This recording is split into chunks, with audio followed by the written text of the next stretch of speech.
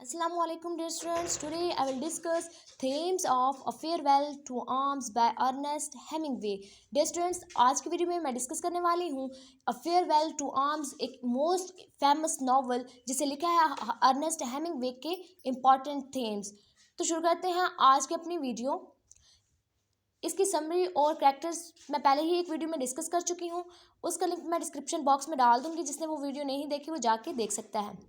शुरू करते हैं आज के अपनी थीम्स। सबसे पहला थीम है इसका वार एंड इट्स इफेक्ट।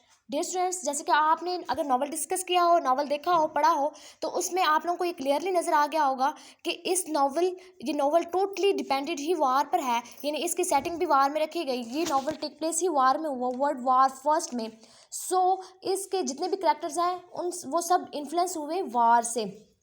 ये नॉवल जो है वो डिपिक्ट करता है harsh realities of world war first के जितने हार्श रियलिटीज़ हैं वो सब डिपिक्ट किए हुए हैं। यानी वर्ल्ड वार फर्स्ट का क्या इम्पैक्ट था इंडिविजुअल पर, वार से लोगों को कितनी मुश्किलात पेश आई, कितने लोगों की डेथ हुई, मीन्स कि जितनी मुश्किलात हैं उन सबको डिस्कस किया गया था इस नॉवल में। और सोसाइटी को क्या फेस करना पड़ा था, क्या इम्पैक्ट था सोसाइटी पर, वार का रिलेशनशिप पर क्या इम्पैक्ट था, वो सब भी हमें इस नॉवल में नज़र आया। इसके अलावा ये फिज़िकल और साइकोलॉजिकल जो है इन्फ्लुएंस वार का माइंड पर, वो भी देखा गया है इस नॉवल में। ये वार जो है एक मोस्ट इम्पॉर्टेंट थीम हुआ इस नॉवल का, यानी वार का इम्पैक्ट दिखाया गया है इस टोटल नॉवल में। जैसे कि हमारा मेन कैरेक्टर हेनरी है वो बहुत ज़्यादा इन्फ्लुएंस्ड हुआ वार से, मीन्स कि उसे चोट भी लगी इस वार में। इसके अलावा जो इनकी बिलव थी वो भी, उनके फर्स्ट फियांसी की भी डेथ हो गई थी वार में। वार ने हर फैमिली को बड़ा जो है वो उस पर अपना इम्पैक्ट डाला था, हर फैमिली को बड़ा इन्फ्लुएंस किया था। इसके बाद सेकेंड हमारे पास थीम है लव एंड लॉस।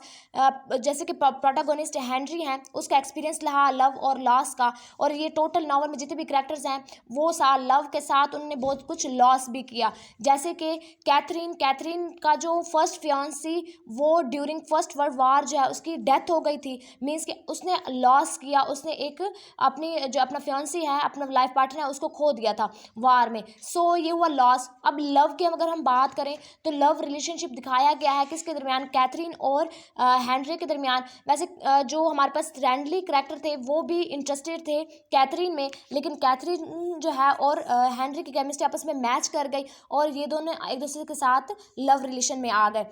लव के साथ साथ इनको बहुत कुछ बर्दाश्त भी करना पड़ा, बहुत ज़्यादा आइसोलेशन भी फेस करनी पड़ी। ये इसका मेन थीम है लव एंड लॉस। इसके बाद इसका most important theme isolation and alienation भी हमें नज़र आया। आइसोलेशन, हर करेक्टर इस नॉवल में उसने एक्सपीरियंस किया फीलिंग्स ऑफ आइसोलेशंस, यानी उन्हें तन्हाई जो है वो बर्दाश्त करनी पड़ी। जैसे कि हेनरी और कैथरीन, हेनरी को दूसरी जगह पर जो है वो एक्सचेंज उनका ट्रांसफ़र हो जाता था, और जो कैथरीन थी वो उसकी दूसरी, क्योंकि कैथरीन जो है वो नर्स थी, उनका भी डिफरेंट हॉस्पिटल में जो है वो ट्रांसफ़र होता जाता था। ये इन्होंने लव रिलेशन में बहुत कुछ फेस किया, यानी दोनों लवर जो हैं वो एक दूसरे से बहुत ज़्यादा जुदा हुए। इसके अलावा बहुत सारे करैक्टर्स ऐसे थे जिन्होंने आइसोलेशन एक्सपीरियंस किया, वो आइसोलेट रहे थ्रू आउट द नॉवल। ये भी एक मेन थीम है, in characters in the novel frequently experience feelings of isolations and alienations both from society and from each other. Society से भी ये लोग आइसोलेट रहे। अगर हम देखें नॉवल के एंड पर, जैसे हमने देखा जो हेनरी हैं और कैथरीन हैं, इन दोनों ने फिर ये लोग वहाँ इटली को छोड़कर ये लोग कहाँ चले गए थे, स्विट्ज़रलैंड चले गए थे। इनने इटली को छोड़ दिया था। क्यों छोड़ा था? क्योंकि जो हेनरी हैं उसे लग रहा था कि जितने इटालियन के अपने ऑफिसर्स हैं वो अपने अपने लोगों को कत्ल कर रहे हैं।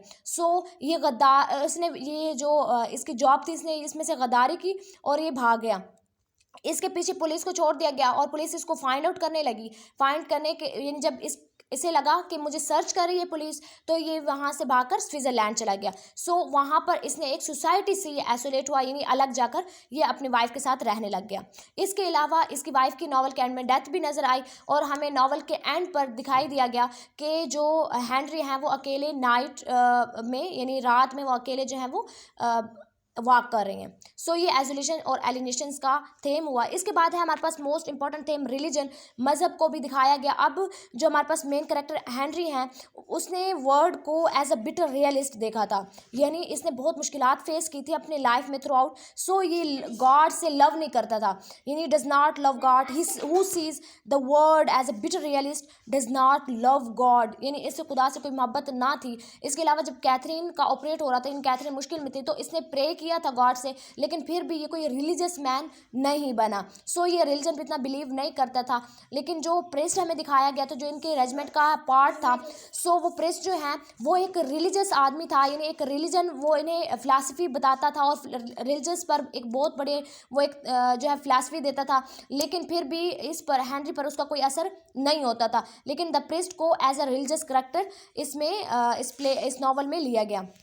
इसके बाद सेल्फ एज वर्सेस ड्यूटी की अगर हम बात करें, तो हमें जो है वो यहाँ पर हमने देखा हेनरी जो है वो एम्बुलेंस ड्राइवर है, वो अपनी रिस्पॉन्सिबिलिटी ड्यूटी पूरी कर रहे हैं। कैथरीन जो है वो नर्स है, वो एज ए नर्स अपनी ड्यूटी पूरी कर रही हैं। सो हर करैक्टर अपनी अपनी रिस्पॉन्सिबिलिटी जो है वो पूरी करते हुए हमें नजर आए इस नॉवल में। और इसके बाद हमने जैसे देखा कि हेनरी जो है वो कहते हैं कि हर आदमी, एवरी मैन फॉर हिमसेल्फ, कि हर आदमी अपने लिए ही काम कर रहा है, हम हर आदमी अपने लिए ही है। इसने ऐसे फिक्रा ऐसे सेंटेंस क्यों यूज़ किया, क्योंकि जब इसकी जो है इसने देखा कि अपनी ही जो फौज है या अपने ही जो लोग हैं वो अपने लोगों को मार रहे हैं, यानी उनका उन्हें ख्याल कोई नहीं है। सो इस वजह से इसने सारा कुछ वार में हिस्सा लेना और अपनी जॉब वगैरह छोड़ कर ये भाग गया। सो ये हमारे पास एक मेन थीम नज़र आया, सेल्फ वर्सेस ड्यूटी के। हर बंदा क्या है, हर करेक्टर अपनी अपनी रिस्पॉन्सिबिलिटी को अच्छे से निभाने की कोशिश कर रहा है।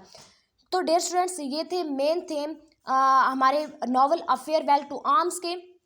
आई होप आप लोग को ये थीम क्लियर हो गए होंगे। Thank you for watching my video. Please like, subscribe my channel and share my videos. अल्लाह हाफिज़।